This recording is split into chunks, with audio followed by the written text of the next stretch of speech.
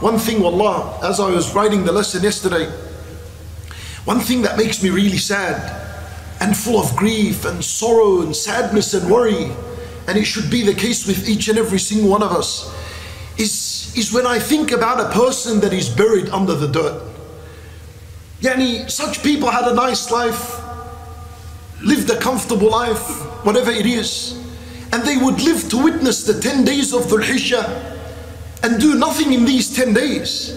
These people are now in the grave and they can't wish to come back because that's impossible. They'll never come back until the Day of Judgment.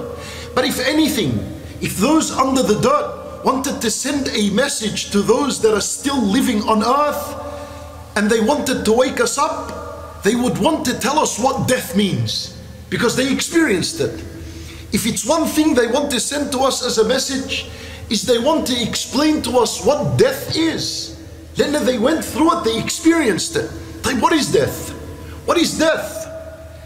Death, basically, it means that your record of good deeds has come to an end.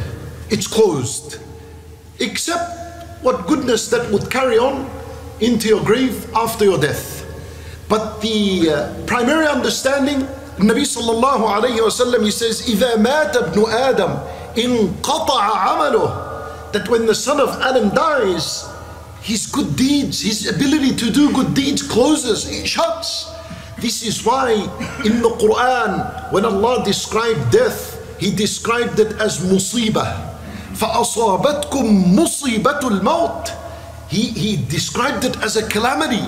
You know the word musibah, it comes in the Quran in different forms.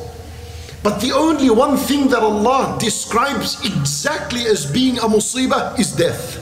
فَأَصَابَتْكُمْ مُصِيبَةُ الْمَوْتِ. Allah described death as a calamity. Why?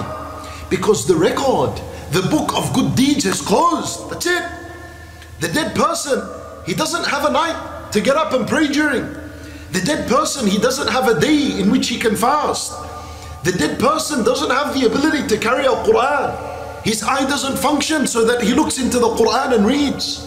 His eye doesn't function so that he can look up into the sky and say Subhanallah. His tongue doesn't function. He cannot say Alhamdulillah. The word one Alhamdulillah would fill the entire scale. Alhamdulillah tamla'ul mizan. The dead person can't do that anymore. You see why it's a musibah? The ability is gone, that's it. He has no more legs. They don't function. He cannot walk to the house of Allah, and he cannot perform a tawaf around the Kaaba. Finished, the abilities are gone. This is the message that the dead want to send to us.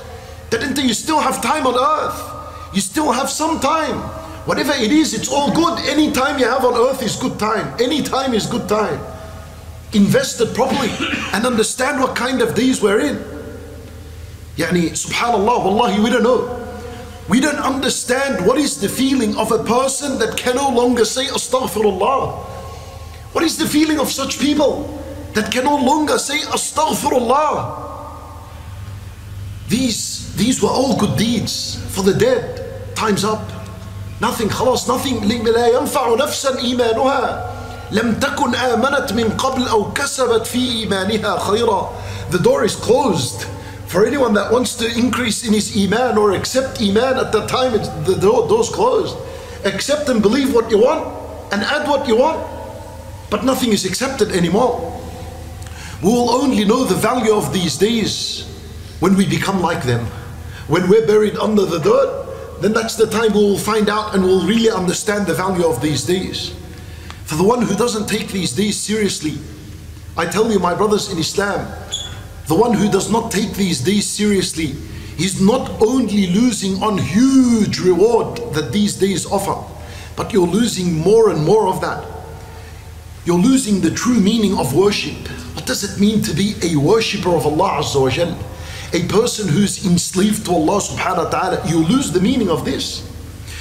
You lose a huge opportunity of being brought closer and closer to Allah Azza wa Jal. You lose the concept of what it means to prefer what Allah loves over what you love. You lose these meanings. This is why we need to take these days seriously. In your life, well, these days now, we began yesterday. Did you try to pick up the Quran at 1 a.m. in the morning, 2 a.m., 1 p.m., 8 a.m. qiyam, any time during the day, and read some Quran and pray to Allah Azza wa Jal.